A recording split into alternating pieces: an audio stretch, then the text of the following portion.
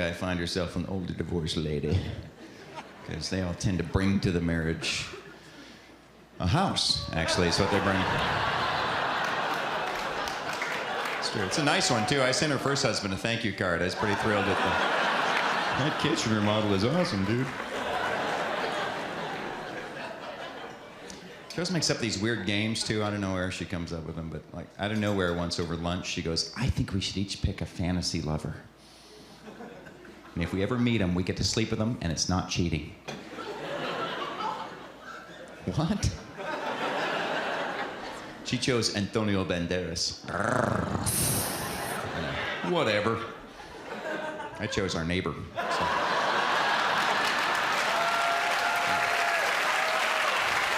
Yeah. Kind of the guy move. Shoot for the moon, honey.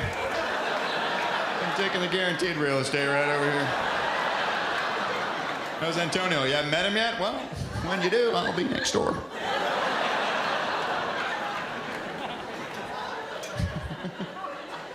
She's a vegetarian, too. Anybody here vegetarian?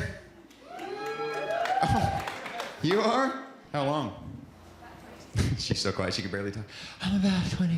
Oh, my God. I feel weak. I need a Pepsi. 20 years, that's good. Moral reasons or just some people don't like to see cute things die. Moral, I don't know. She does it for moral. I'm not a vegetarian. I think no matter what you eat, you gotta kill. And you just kill stuff that can't run away. I mean, what chance does lettuce have? It's a little head on the soil. Hey, man, woohoo! Ouch! Ah! Carrots don't even see it coming.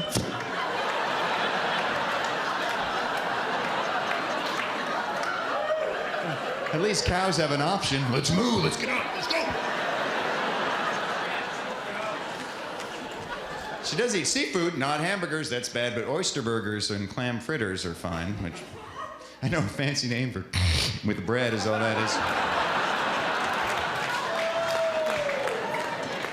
We took our honeymoon to Wyoming, which, I know, kind of a bad place to go if you're a vegetarian, that's all I'm saying. Beef is a religion there. You go to Catholic Mass, you don't get a wafer, you get a cube steak is what you get. The body of Christ? Whoa. You'd think they'd be running out by now. I'm selling that on eBay.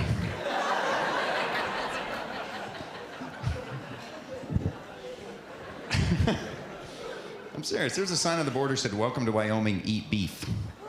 Some rancher had it. Cows grazing all around it. Wonder what that sign says.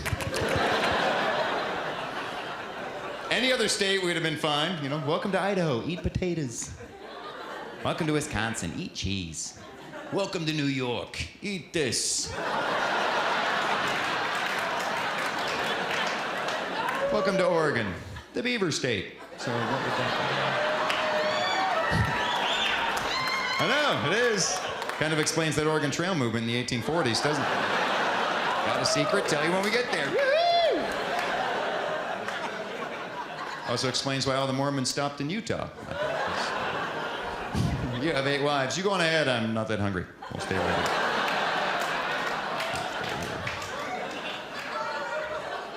We went out there to go hiking. Found out that we hiked for totally different reasons, which I think is a gender thing. She'd get to the top of the mountain and take a picture every time. It's like, so gorgeous. And I didn't care what the view was. Every time I hit the peak, my first instinct, take a pee. I think it's like every guy in this room has peed from a high place. You can't deny that. Because it makes you feel so big, doesn't it? It's like my pee falls 3,000 feet before it hits the ground. Eagles fly beneath my pee. Close second, taking away in the snow. That's pretty fun. And men don't write their name. We start in one place and stay there because it's way more impressive. It's like, I'm Laser Man. Burning through the earth. Give me some Coors Light, I'll cut this tree down. And men, we're very focused peeing in the woods. We're like, I'm peeing on that rock right there. That's my rock. I own it. Ooh, I moved it. I'm excavating. Oh, check it out, a beetle. Run, you little bastard, run!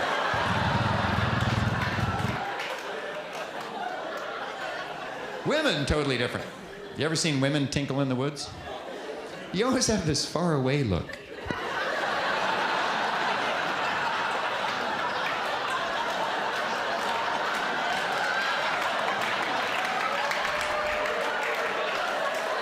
What are y'all thinking about? I would love to know. Oh, damn it, shoot. Damn it.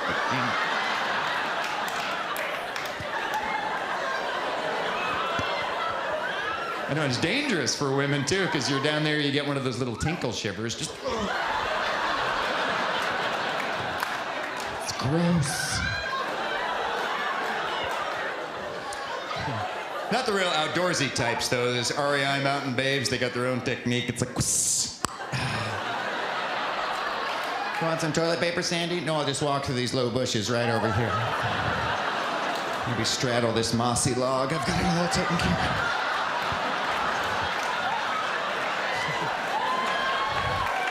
I don't want to get into how I know any of this, by the way.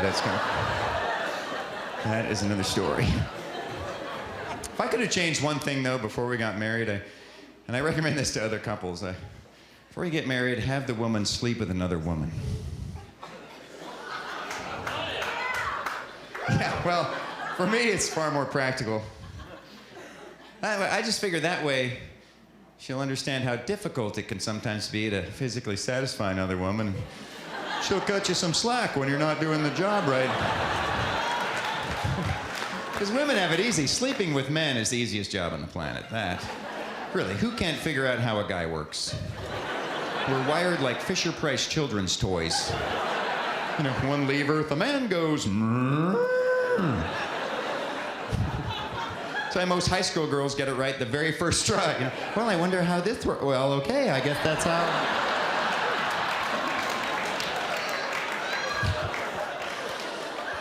Women are all wired like Boeing 747s. Walk on board, there's a million buttons. Oh my God.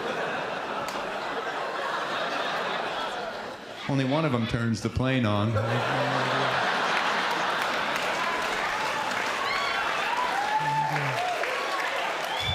Sometimes you find the button, everything works, come back the next day, same airplane. The button is moved or something.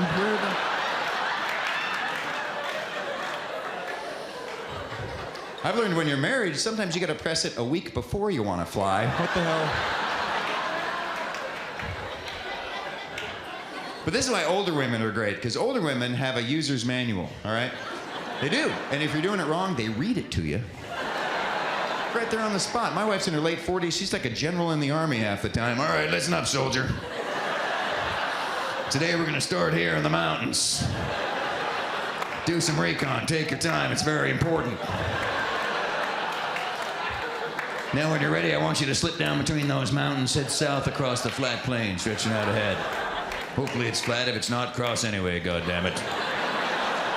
That's the Battle of the Bulge. We'll get to that later. Now do some recon in the hinterland, circle around, secure the west side.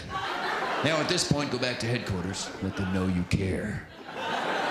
You cut off communication with headquarters, you're in trouble. I'll tell you that right now. You'll be in this battle all alone. I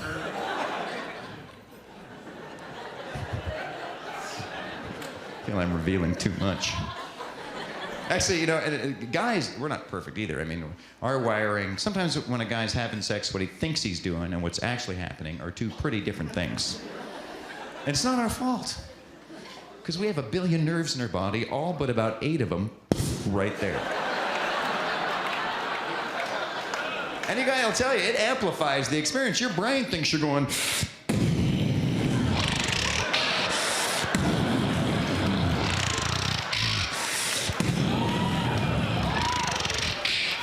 Reality's more like.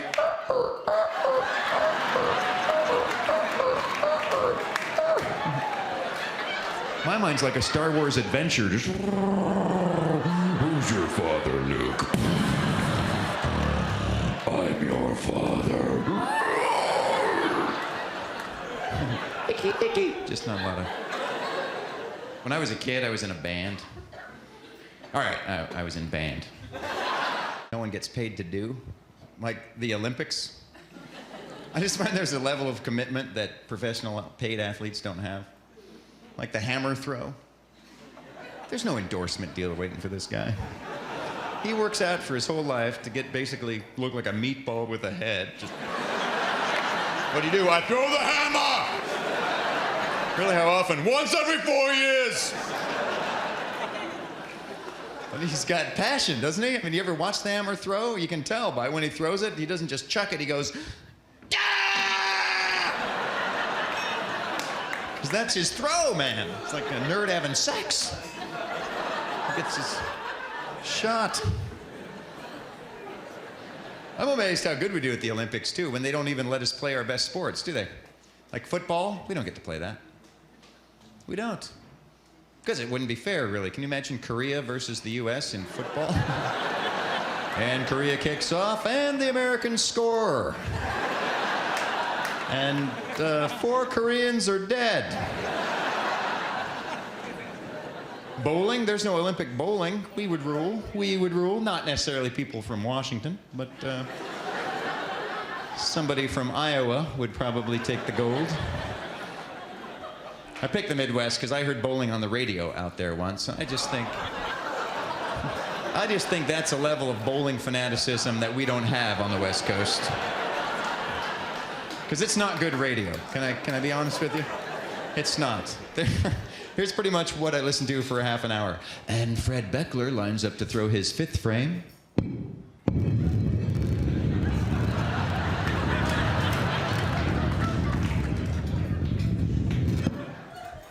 Just a bit outside.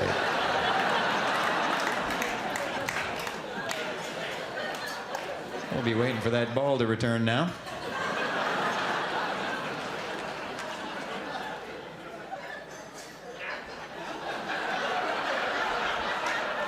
I should mention Fred is wearing Hager adjustable fit slacks, the official slack of the Bowlers Tour. Still waiting on that ball here. Oh, there. No, that's not his. Okay.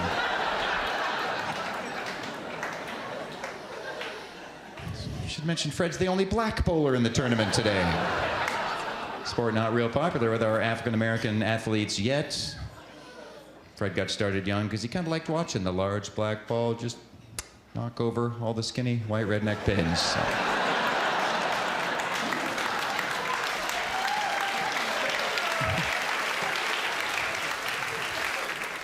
I think we could improve the Olympics by putting... See, you can't tell how good they are anymore because everybody's good, right? You see 10 guys run a sprint and one guy wins. We go, that guy's fast. And a guy gets 10th. 10th fastest guy on the planet. We're at home going, loser. Run faster, Mr. Guy.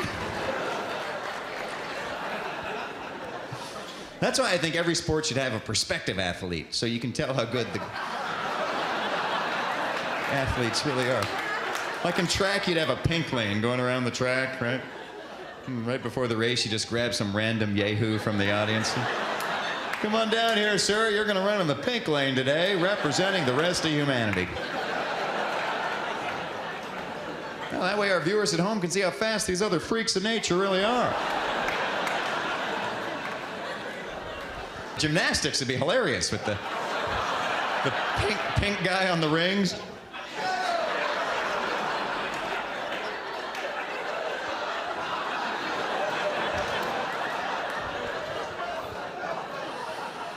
And the sport that really should be in the Olympics, bull riding. Oh my God, I don't know why. Yeah, I know. That's got to be the toughest sport on the planet. It's the only one you watch for not even for a second do you say to yourself, I might try that someday. Right? No, I'm not hopping on a 3,000-pound cow so mad he's pooping himself. Just like, they're not normal bulls. They're not like Enum-clawed bulls. They're like these big steroided up East German women bulls. Just, Luger Smithson!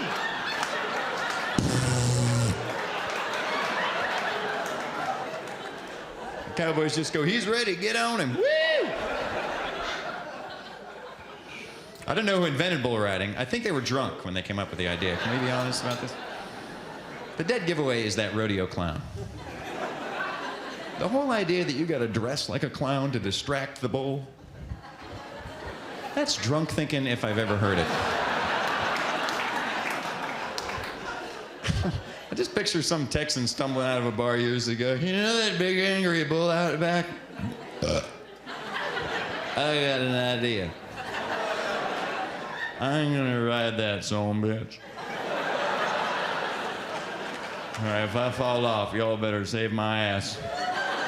Well, no, you can't dress like that, you dickhead. You gotta dress like a clown. If you look like a cowboy, he'll see you coming. If you dress like a clown, he'll go, look, a circus.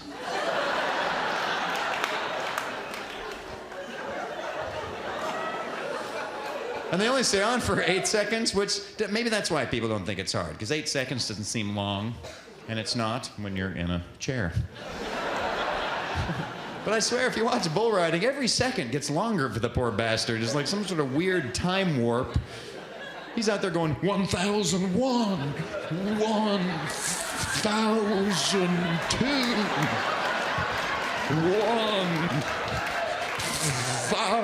1000. Ring the bell!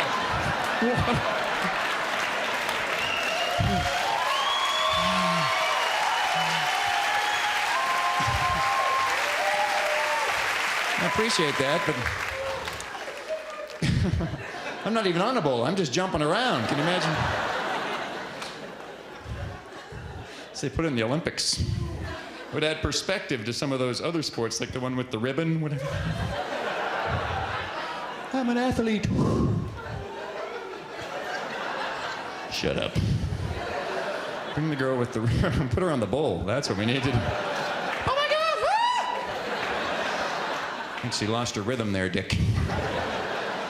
Oh, there's the dismount. Let's see how the judges score that. 0. Gotta stay on longer, Nadia. The best part would be watching the other countries try it, because, you know, they'd have no clue. Some guy from Spain would show up with sparkly pants, little cape and a hat. Oh no, Paco, you gotta get on him. You can't just jump out of the way and say you're done. Hell, we got a clown that can do that.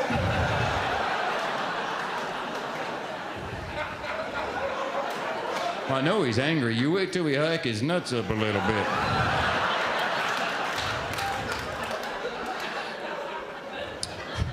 Some poor guy from India. Oh my God. Oh no. Oh my God.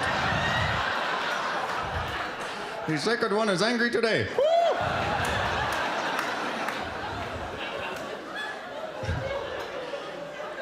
My favorite would be the Mexicans. All right. Okay, but can we cut the legs and chop it down a little bit? He's riding too high, Holmes. The only country that wouldn't flinch would be the Australians, I think. You know, because the Aussies, they have that attitude, they'll try anything. They'd all show up, well, if you're gonna hike his, Jimmy's up, you better hike mine up too. If he can take it, I can take it. This is Australian rules, bull riding now. I'll ride him for 8 seconds. He rides me for 9. Ripper.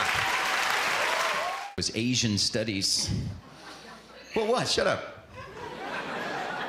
That'd be a good idea to learn about the neighbors across the pond. I did it for a quarter and then quit, because check this out. I go to my Asian studies class. Over half the people in the class were Asian. That is bullshit.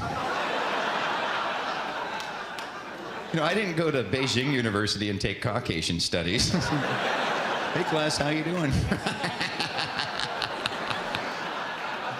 What's that smell? I think it's an A. That's what that smell is. For this man right here. I didn't mean to intimidate you, but boom.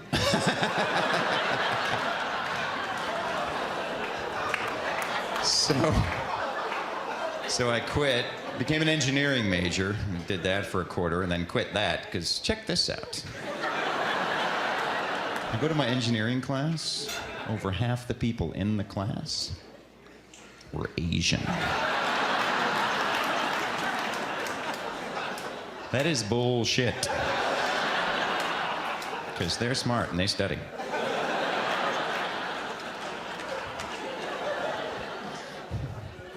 Been to Asia a couple of times. I must say, as a culture, they've been around a long time. But they're a little cocky because of that. I won't lie to you. Like China? Really, China invented feng shui, the ancient Chinese art of placing objects in your environment for positive energy flow and harmony. Now, I've been to China, and I'm here to tell you, feng shui may work, but apparently the ancient Chinese art of feng shui hasn't really caught on yet in China. Let's take the garbage and put it in the river. Yes! The flow, the chi, the peace. You've been to a Chinese market, even one in America. It's the most chaotic place you'll ever go. A car bomb would organize the place. Have you been? It's like, here we'll have flowers, and right next to it, a slaughtered pig. Yes! And some Adidas for sale. And a live cat. And a calendar from 2 years ago. What? The DJ at a classical music station. That's a sweet gig. Here's Beethoven's Ninth Symphony. I'll be back in an hour and a half. Thursday, we're doing triple shots of Mahler. So I don't need to be here. I think toughest jobs on the planet, customer service jobs. Yeah, I know. There's always a few who agree. It is. Doesn't have to be, but the customer is always right, or so they have been led to believe. When they're not. Customers are always bitchy. Customers get bitchy in the travel business, that's for sure. I've seen it so many times. I was sitting on an airplane once, and they made this little announcement. Our flight's going to be delayed because we have a mechanical problem. We're looking into it. We'll keep you posted. Shouldn't be long. This woman next to me goes, God damn it. What? Think about what she's saying. God damn it. I hate it when they find the problems before the plane takes off. Why can't they find them later when we're burning down the ball thing? She pointed at the pilot. So then this guy comes on. He's late, by the way. He made the connection because the flight was delayed, and he's all huffy and puffy looking for a pillow. Can't find one. Gets all pissed off. Where's my pillow? You better find me a pillow, or I will get your name and write a letter to the... And then does that thing that like he's our leader or something, turns to the rest of us. Suddenly he's miming in the 20s. We're all sitting there with our pillows.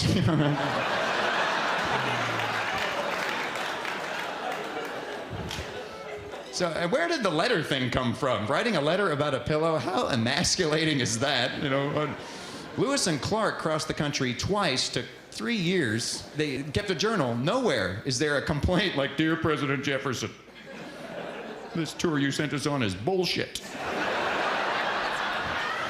The river always flows the wrong direction. Our food runs away. Our tour guide is pregnant, for heaven's sakes. I didn't get a pillow and my neck hurts. I'm just saying, you complain too much. You force customer service people to lie to you, which is, you know, like, yeah. If I was the pilot on an airplane, I'd just make stuff up to make people glad we weren't leaving, you know? Folks, we just realized the wing is not bolted on.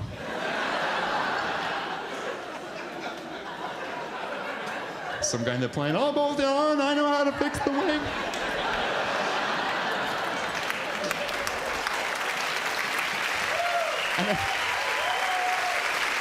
Or maybe something they can relate to, you know. Folks, we just found a puppy in the engine.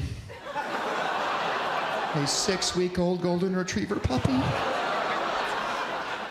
And we can leave on time, but, as soon as we fire up that GE, that puppy will fly out the back at 800 miles an hour, hit the terminal like a paint pellet.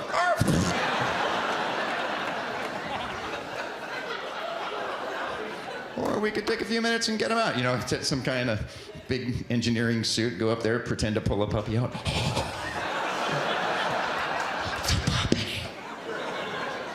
Everybody on the plane to be writing letters. This is the best airline we've ever flown on.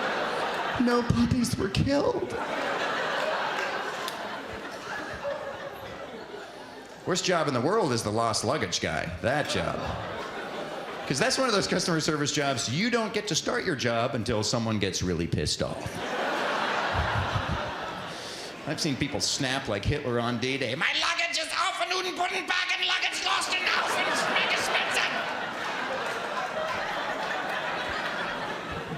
That's why I think customer service people should have a setup, not like a desk, but like the Wizard of Oz. So they can fight back to the angry people who deserve it.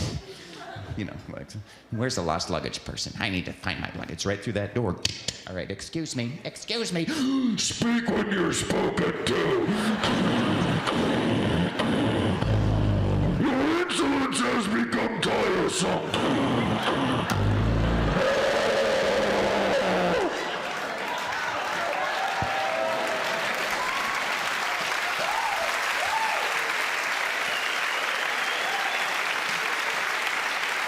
Yes? I think my luggage was lost. It was not lost! You don't deserve it yet. Now go apologize to that boy at Taco Bell you were such a dick to. Then you shall get your bag. Apparently I have issues with authority. Apparently.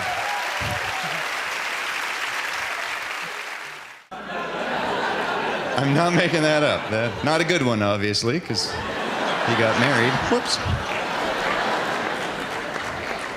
That's a tough gig, Catholic priest. Think about it. Your job is to swear to celibacy, then spend the rest of your life in a small, dark room listening to everybody else's creepy stories.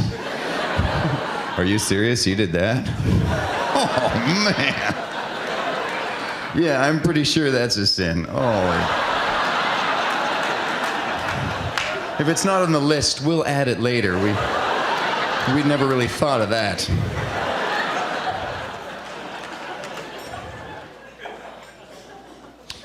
What were you wearing when you did that? All right, your penance is you have to tell me that story 10 more times. I went to Sunday school. I was never very good at the Sunday school. I always had that what if voice going on in my head. But what if? What if? What Jesus said, but you can't be that sure how he said it. What if he was really sarcastic? Oh yeah, I'm pretty sure the meek will inherit the earth. Yeah, it'll be the meek. That's who will do it. No, I'm gonna die to save all of you.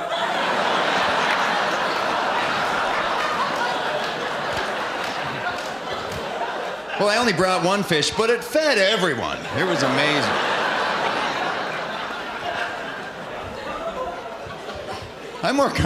For some reason, I'm more comfortable with the long tradition of the Catholic Church, though. All that extra paraphernalia, people say, oh, it's all ridiculous, the big Vatican, the robes, it's all just it's unnecessary. But I don't know, I like it. Like when the Pope died, wasn't that awesome? That big funeral just went on forever. All the costumes, and even the funeral procession never seemed to end. All these little boys' choirs going,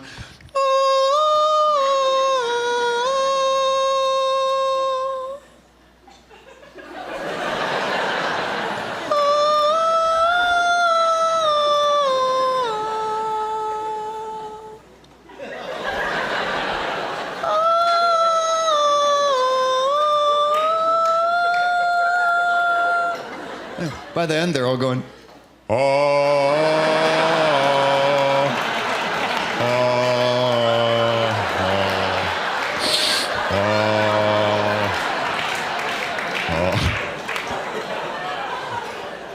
But don't know. I like the ritual. It gives me solace for some reason. I have no idea why. I think a lot of modern American evangelical events don't offer that. Have you ever seen like a modern healing? It looks like professional wrestling half the time. Seriously, they got all the pyrotechnics, the rock and roll, big stadiums of people. The good versus evil theme always being played out. I shall have my vengeance on thee. The preacher lays a hand on somebody, they go flop into the mat. Bring an elbow down on them, finish them off. Just saying, I don't know if I'm watching a healing or a smackdown half the time. And the American religious leaders say the most bizarre stuff sometimes. You have to admit that. Like Pat Robertson, I know, calls for the assassination of the president of Venezuela. Now, how do you follow that with praise the Lord? Maybe he just assigned God the wrong voice. Everybody assigns God a voice that they want God to have. Maybe, I don't know what voice Pat's God has, but I think it's something like, Reverend Pat Robertson, this is God the Father. Chavez, down in Venezuela, is making it very difficult for me to spread my message of love and forgiveness. So I'd like you to whack that cocksucker.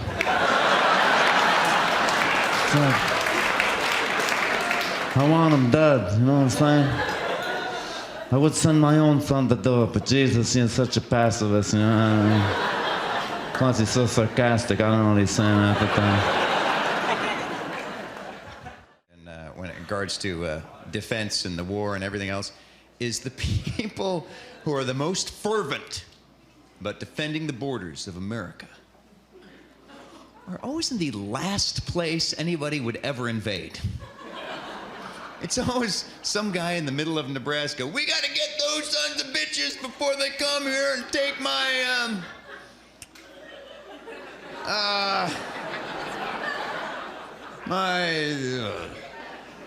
cow way over there. Then you go to the coast, it's like, why don't we all just get along? Why don't we? Sad. I don't understand how the economics work, frankly, because it's just bizarre. Like every time we declare war or have a conflict anywhere, Congress passes an emergency funding bill. Does that bother anybody? Don't we give the Pentagon like billions of dollars every year? Don't they save any of that to have a war, for heaven's sake? I save money for shit I don't expect to happen. It's just weird that Congress declares a war and the Pentagon goes, what, really? Like right now? All right, everybody, ante up for gas. Ante up. No, we got to use it for real. Maybe we should start sponsoring the weapons. It seems to work for everything else that gets funding these days. And this missile brought to you by Timex. When it stops ticking, you'll get a licking. This one brought to you by Doritos. Don't worry, we'll make more. Woo. Read this Iraq thing's going to cost about $300 billion. Just that, $300 billion. There's 300 million Americans. That's $1,000 each. I don't remember him pitching it to us like that. We want to go there and remove an evil tyrant from leadership and search for weapons of mass destruction. It's just going to be $1,000 each. That's all, family of four, mere $4,000. Just get out your checks. As soon as we get your checks, we will haul ass. They'd get like 3 checks, all from Nebraska. Let's get those sons of bitches. Everybody on the coast, I was gonna buy a jacket. I had a new jacket. There would be no wars if you designed all the new weapons after cool Hollywood movies, because no one's gonna fight. No one, right? They wouldn't even have to work. Don't send tanks in, send velociraptors or something cool like that. Like troop carrier door opens.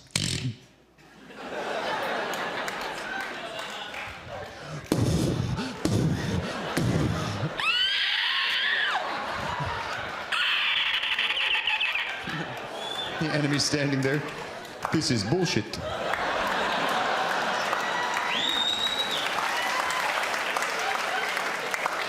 I saw the film, don't move.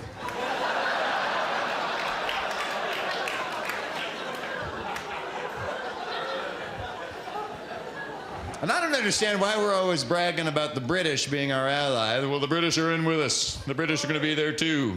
The British, the British. I don't think the British Army is very good. 'Cause as far as I can tell, all the brave citizens of that country don't join the army.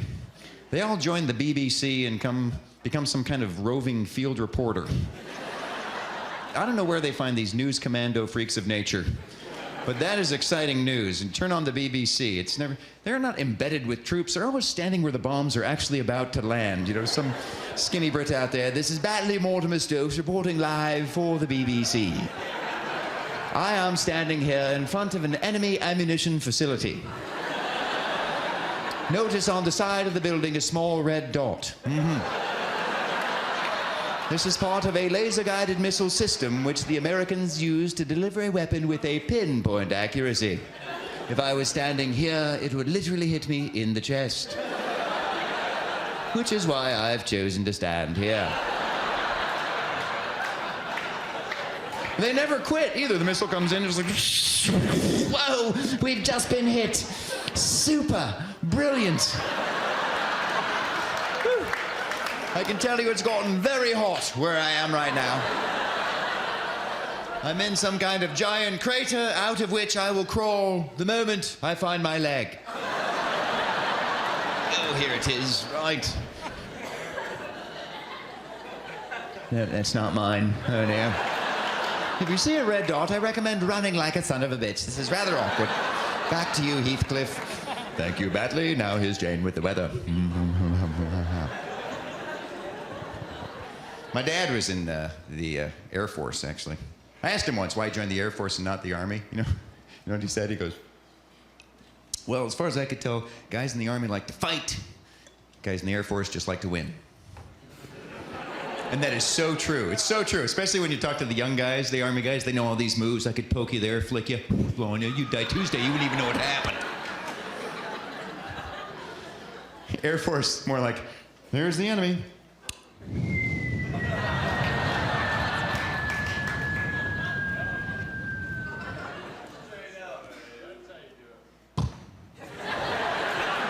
All right, I think we won.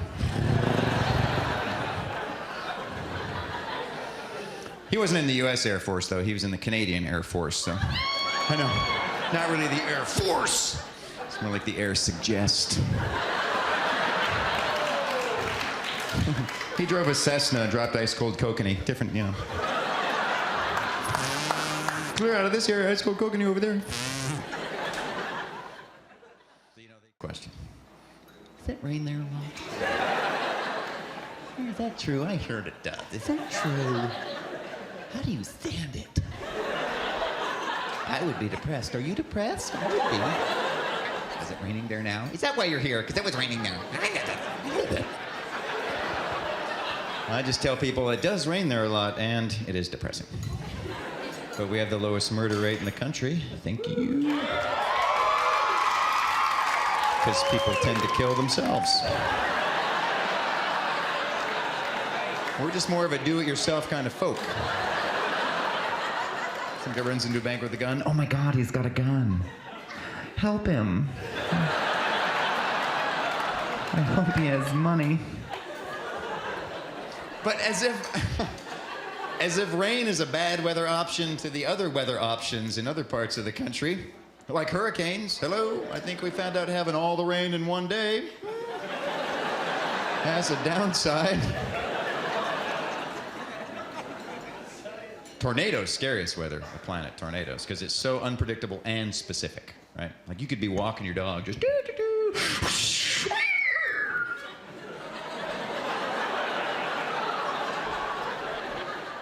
You know, get an extend-a-leash, fly him for a while. Woo-hoo! I'm flying my dachshund, check it out. It's a wiener kite. I didn't know tornadoes could happen at night. Did you know they can? Of course you didn't, because on the West Coast, they only show us the day ones on the news. 2 years ago, I'm in Iowa, right across the bottom of the screen as I'm watching late night TV, Tornado Watch. I know, no other information for the tourist. Okay.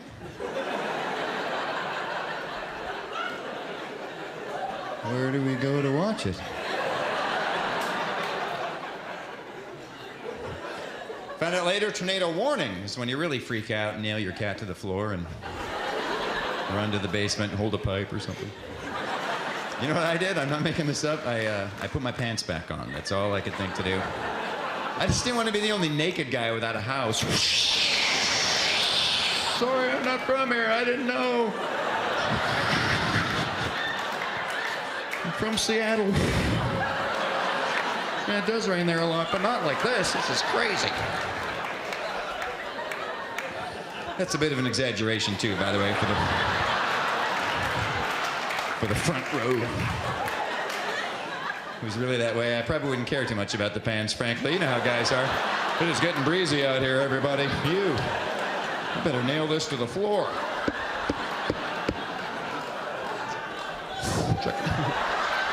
Check it out, I'm a kite. How cool is this? It's a wiener kite. That's what it is, a wiener kite.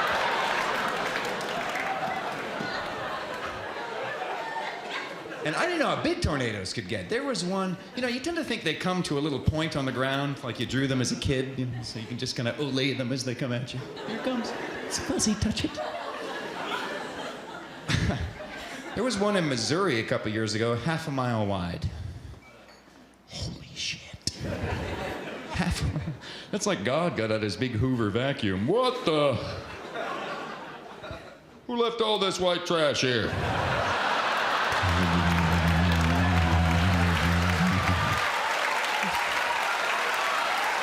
It's not how I left my planet.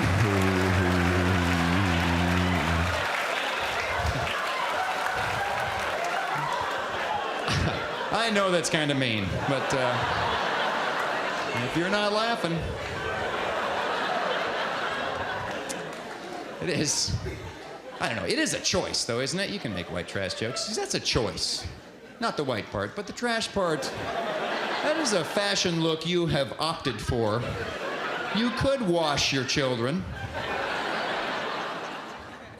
You're somehow responsible for something they disagree with. Not you in general, but you specifically. You individually. I was in a British pub and this total stranger gets in my face after 10 minutes. Yo, Yank.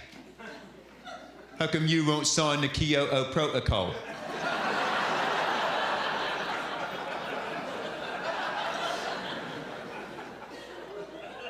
I'm just having a beer. I didn't know about the Toyota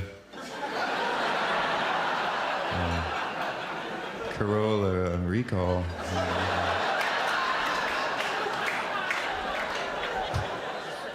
Yeah, you call yourself a leader of the free world, yet sometimes you support the most oppressive regimes when they serve your interests, don't you?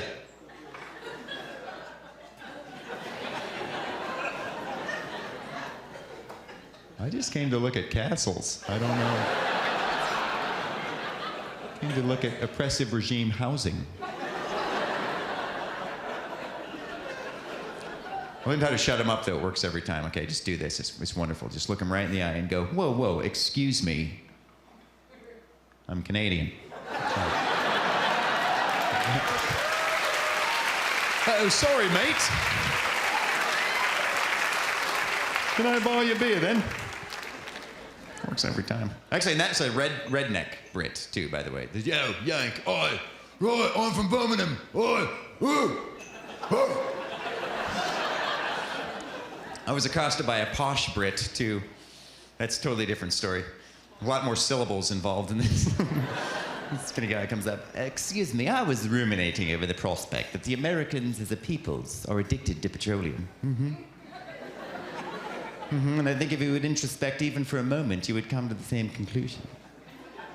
You refuse to look for alternatives, and you will undertake any measure to acquire the substance of your addiction. I think this suggests that your relationship to the substance has gone far beyond market value.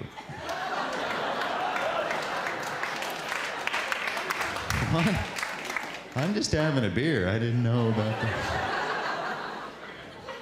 I hear that thrown around a lot, that we're addicted to petroleum. I don't know what you're supposed to do. There's no Gasaholics Anonymous meeting I've ever heard of that we're, a bunch of SUVs parked out front. Hi, my name's America. I'm a gasaholic. Yeah, I said it. I feel better. Thanks. How'd it start? I don't know. I guess it began a while back when I started burning wood. For heat, really. Everybody was doing it. It was natural. You could grow it yourself, man. Seriously, it's like God wanted us to burn it. He put it here. And then they gave me this stuff called coal. This was like wood concentrate, right? You know what I'm saying? Yeah, you couldn't grow it yourself. You had to get it from a dealer. Seriously, but once you tried coal, you were not going back to wood.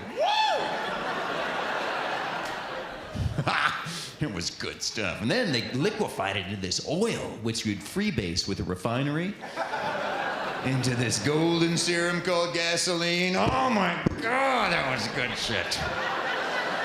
I'd just use a little bit every day to pick me up and get me going where I needed to go. You know how it starts, right? Like, I can handle it. And pretty soon I had a dealer in every town who would hook me up when I needed it. Then one day I woke up and my dealer had become president. No way! No way!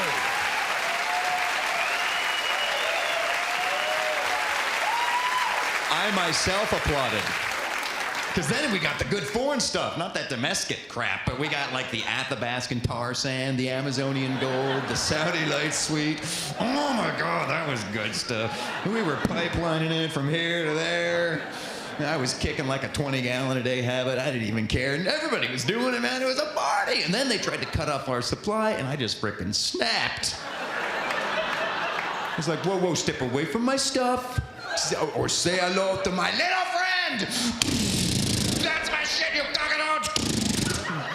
That's when I realized I may have a problem. So...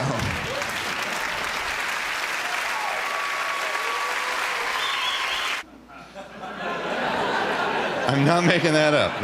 Not a good one, obviously, because he got married. Whoops. That's a tough gig, Catholic priest. Think about it. Your job is to swear to celibacy, then spend the rest of your life in a small, dark room listening to everybody else's creepy stories. Are you serious? You did that? Oh, man. Yeah, I'm pretty sure that's a sin. Oh. If it's not on the list, we'll add it later. We'd never really thought of that.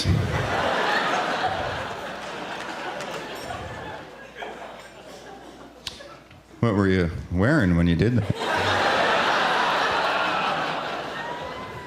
All right, your penance is you have to tell me that story 10 more times. I went to Sunday school. I was never very good at the Sunday school. I always had that what if voice going on in my head. But what if? What if, but what if? You know what Jesus said, but you can't be that sure how he said it. What if he was really sarcastic? Oh yeah, I'm pretty sure the meek will inherit the earth. Yeah, it'll be the meek. That's who will do it. No, I'm gonna die to save all of you.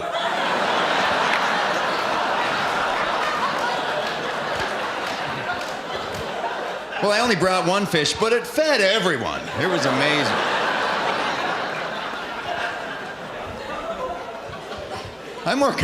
For some reason, I'm more comfortable with the long tradition of the Catholic Church, though. All that extra paraphernalia, people say, oh, it's all ridiculous, the big Vatican, the robes, it's all just a bunch of, it's unnecessary.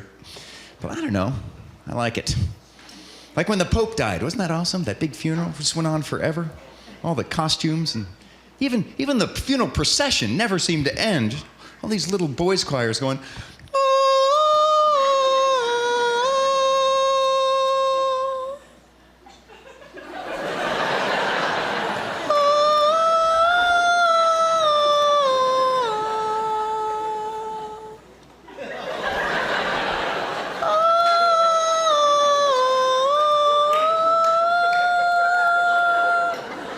by the end, they're all going, oh.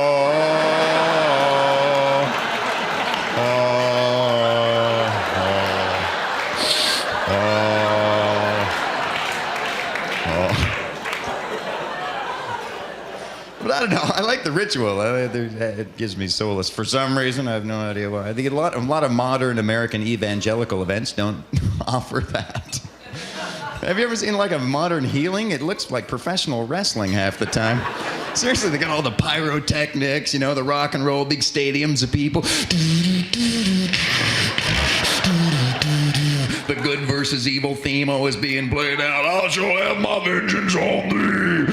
You know, the priest lays a hand on somebody, they go flop into the mat. Bring an elbow down on them, finish them off. Just saying, I don't know if I'm watching a healing or a smackdown half the time. And the American religious leaders say the most bizarre stuff sometimes. You have to admit that. Like Pat Robertson.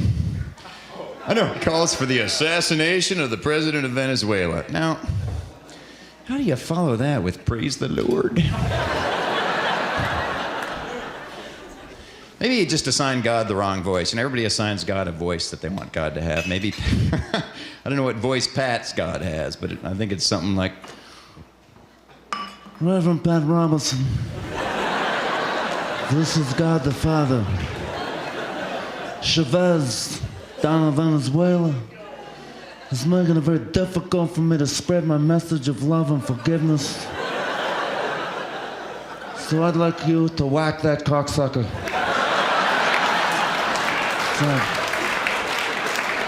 I want him dead, you know what I'm saying? I would send my own son to do it, but Jesus, he's such a pacifist, you know? Plus he's so sarcastic, I don't know what he's saying half the time. Aren't the big ones the easiest to hit?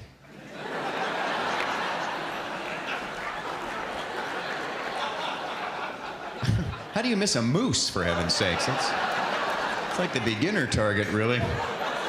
You want to impress people, hang the head of a mouse above your fireplace. That would be nice.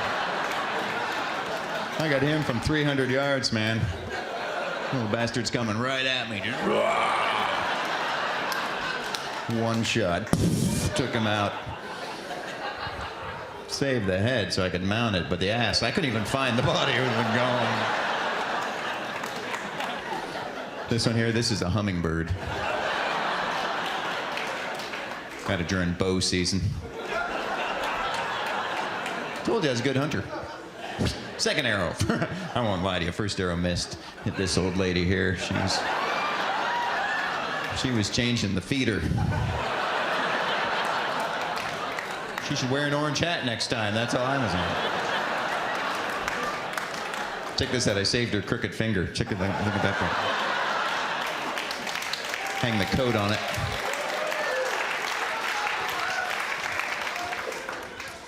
I think it'd be great if taxidermists were required by law to stuff the animal doing what it was doing when you killed it. So then you have to wait for it to do something cool. You couldn't have like, why'd you stuff your bear sleeping? I got him in January. He was a little nappy. Why's your moose like that? Oh, the other one got away. If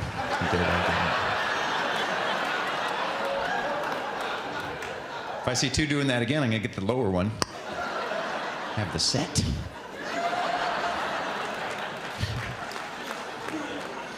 This term sportsman has got to go. Hunting may be challenging, but it's not really. If it's a sport, it's like the only one where the other team has no idea it's playing. That's weird. It's like waking your friend up in the morning. I just beat you in basketball an hour ago. I was unstoppable. You suck.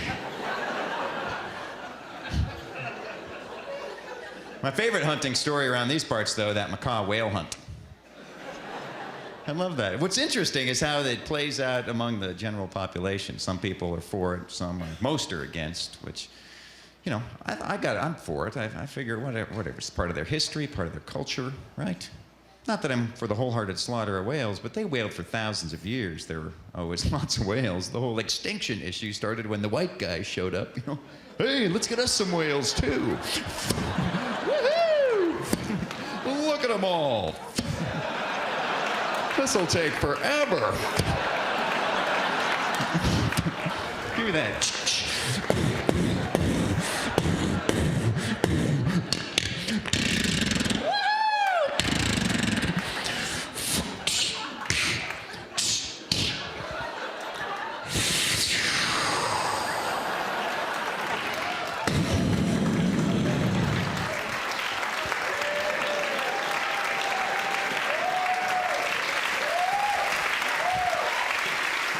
Where'd they all go? All right, no more wailing. Yeah, these damn Indians just want to kill them all. No respect for nature. I'm just saying, they're not the whaleaholics. They can stop after just 2. The anti-whale people are kind of funny, though. They're, oh, that's right. 2 macaws in the front row.